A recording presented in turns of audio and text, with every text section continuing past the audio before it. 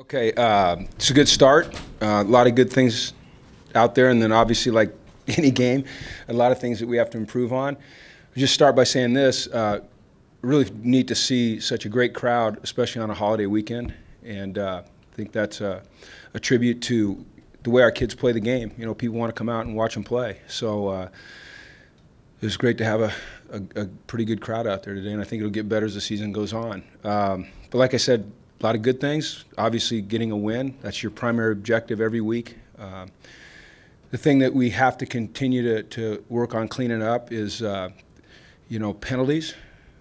They were aggressive penalties today, which is a little bit different than we've had in the past, rather than, in my opinion, sometimes lazy penalties or lack of focus penalties. So we'll continue to work hard on that. Another positive is we got to play a lot of guys. We got to play a lot of young players, and they did well. I think you finally saw what we've been seeing in guys like Soso and Bolu and Josh and some guys like that. And so it's a good start. But as the players understand, there's a lot of work to be done. We'll come back in tomorrow. We'll watch the film. We'll analyze it. We'll try to get better. And then we've got UNLV a week from tonight. So we've got a lot of work to do.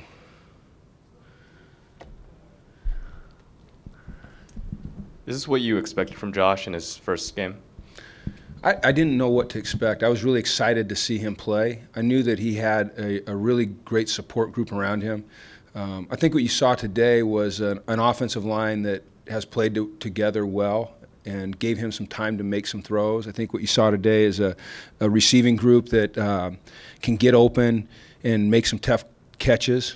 They know how to position their body. And then you saw a freshman quarterback that took advantage of that, took advantage of the protection and threw the ball to the guys that can make plays. So, I didn't know what to expect. I had a feeling that it wasn't going to be too big for him. But, it's just one game. So let's just do this, okay? It's one game. Yeah, Jim, you're saying just do this, but you know how this town is. You know how the buzz is. What can you do in there to keep it low, to keep the expectations low, to keep that? Yeah, Bill, our goal every day really is to just shut out the noise and try to work off of our expectations rather than outside expectations. And we'll be hypercritical of everything that all of our players did, not just Josh. And we'll be hypercritical of every decision we made as coaches. And I think that's what you do. You don't let anything slip. When you win, you don't just brush something aside because you won. As a matter of fact, you probably come back and you're a little bit tougher, in your analysis. So that's what we'll do. Didn't look like Nate Starks was suited up. Yeah, he didn't play today. Yeah, he didn't play. All right. I'm going to give you a Belichick. Go ahead, ask me why he didn't play.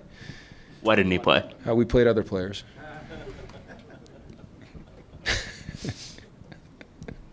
Able to keep your players focused on the game instead of on all the noise or outside distractions that have been going on this summer? That's kind of a mantra of ours, is don't listen to the noise. Focus on the things that you can control. And I feel like we've reached a level of maturity to some extent, and we're always trying to grow.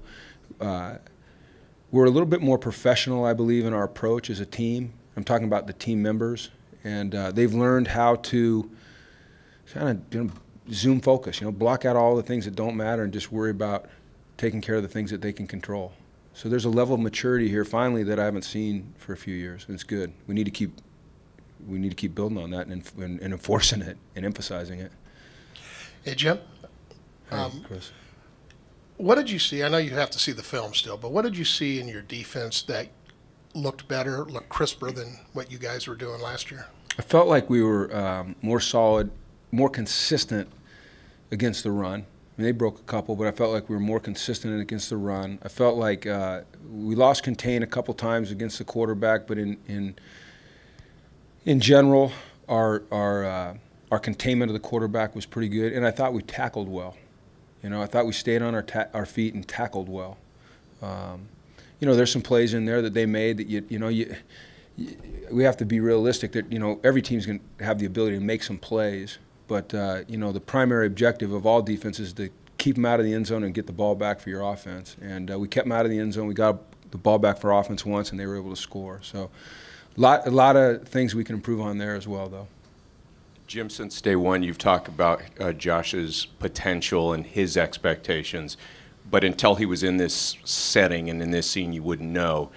Was there ever a deer in the headlights? It sure didn't seem like it. And what was your thoughts on his overall maturity, so to speak, in an opening game? Yeah, I understand what you're saying.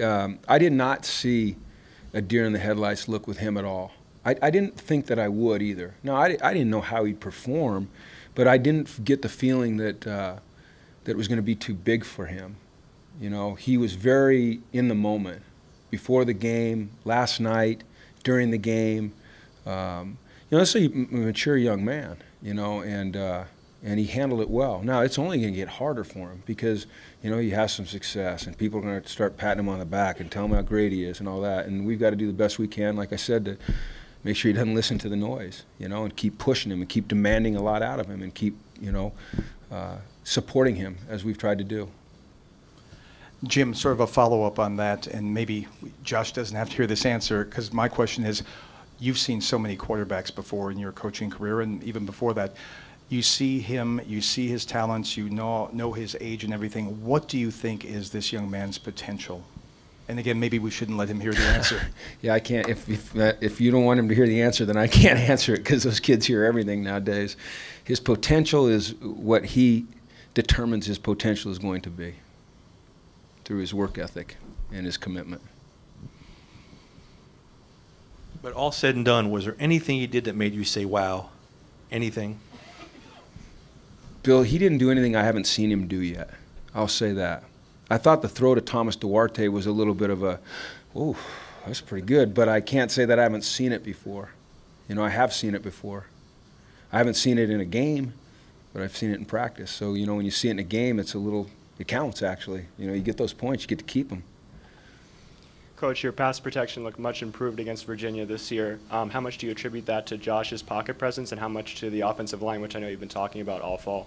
I think the primary credit goes to the offensive line, our tight ends, Nady Esse, Thomas Duarte stayed in there and blocked some, Chris Clark stayed in and blocked some, our running backs did a nice job in protection.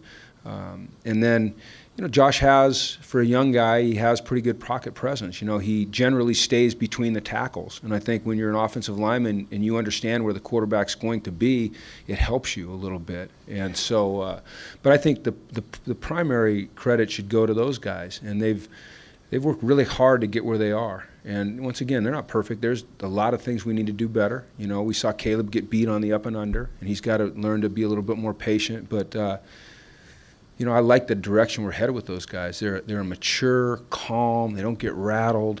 You know, they understand our scheme. They play together well. There's a consistency. It's nice to have that finally.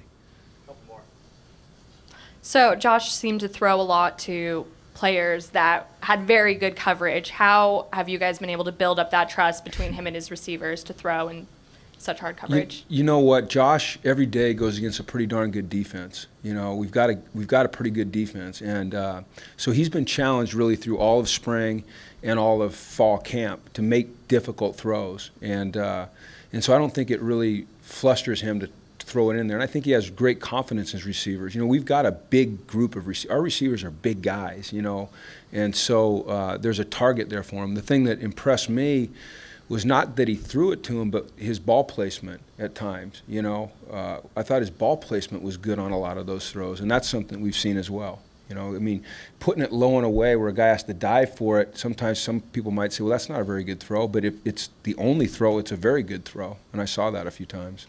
With a true freshman, okay, what can we read into the guys playing today and not playing today? Are you planning on redshirt the guys you didn't play? Or no, I wouldn't read much into that. You know, we had a plan to get some guys in there at the end. Like we wanted to get Freddie Luperi in there, and we just didn't have a chance. You know, the way the clock ran out. But I wouldn't read anything into that right now. No, I wouldn't read anything into that. I mean, we have a general plan of what we'd like to do in terms of guys redshirting and playing guys, but I wouldn't read much into it at this point in time. All right, thanks, guys. Thanks.